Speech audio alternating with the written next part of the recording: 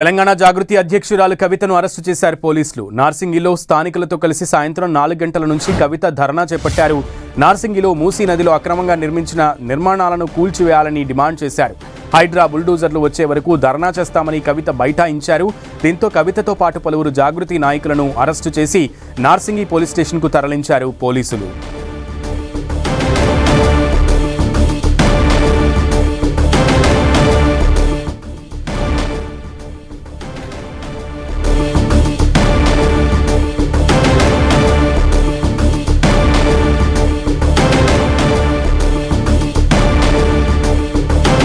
తెలంగాణ జాగృతి అధ్యక్షురాలు కవితను అరెస్టు చేశారు పోలీసులు. నార్సింగిలో స్థానికులతో కలిసి సాయంత్రం 4 గంటల నుంచి కవిత ధర్నా చేపట్టారు. నార్సింగిలో మూసీ నదిలో అక్రమంగా నిర్మించిన నిర్మాణాలను కూల్చివేయాలని డిమాండ్ చేశారు. హైడ్రా బుల్డోజర్లు వచ్చే వరకు ధర్నా చేస్తామని కవిత బైఠాయించారు.